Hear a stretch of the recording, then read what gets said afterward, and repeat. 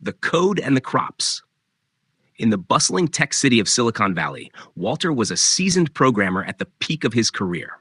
At 65, he had spent decades writing code, debugging software, and leading innovative projects. Walter's contributions to the tech world were immense, and he was respected and admired by his peers. However, as he neared retirement, he felt a growing sense of discontent. The spark that once fueled his passion for programming was dimming, replaced by a yearning for something more tangible and fulfilling. Walter had always harbored a secret dream: to own a farm. Growing up in the countryside, he cherished the memories of his grandparents' farm, where he spent his summers as a boy. The smell of fresh earth, the sight of golden fields, and the simplicity of farm life had left an indelible mark on him. However, life had taken him down a different path, and his dream of farming had been set aside. One evening, as Walter sat in his minimalist apartment overlooking the city, he stumbled upon an online article about urban professionals transitioning to rural farming. The article featured stories of people who had left their high-powered jobs to embrace a simpler, more fulfilling life in the countryside. Walter was captivated. He remembered a quote he had read years ago: "You are never too old to set another goal or to dream a new dream." The idea of starting anew on a farm excited Walter. He began researching sustainable farming practices, reading about crop rotations, soil health, and organic farming. The more he learned, the more convinced he became that this was his next adventure. Walter decided to take the leap. With his savings and a clear vision, Walter purchased a small farm on the outskirts of a quaint town called Meadowbrook. The property, though rundown, had potential. It came with a modest farmhouse, a few acres of land, and an old barn.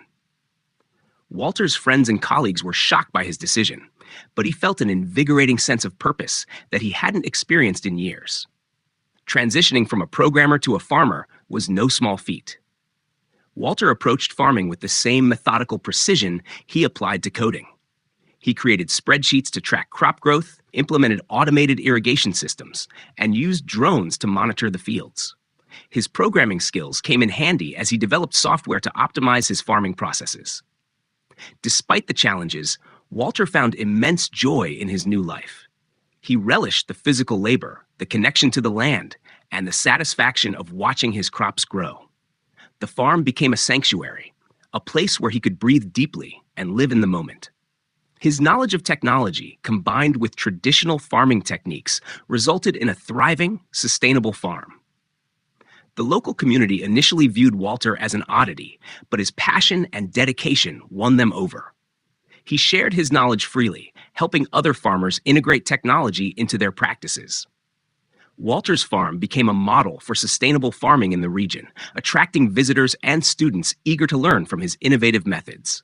One sunny afternoon, as Walter tended to his thriving vegetable garden, a young boy from the neighboring farm approached him. The boy's eyes were wide with curiosity, and he asked about the different plants and the technology Walter used.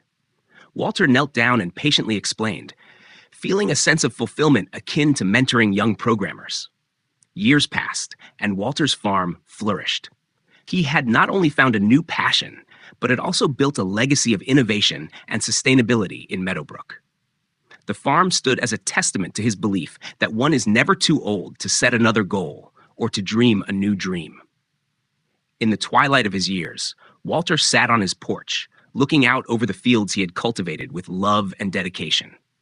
He reflected on his journey from the world of code to the world of crops, and he smiled, knowing that he had embraced his true calling. Walter had lived a life of fulfillment, never afraid to pursue his dreams, no matter how late in life they emerged.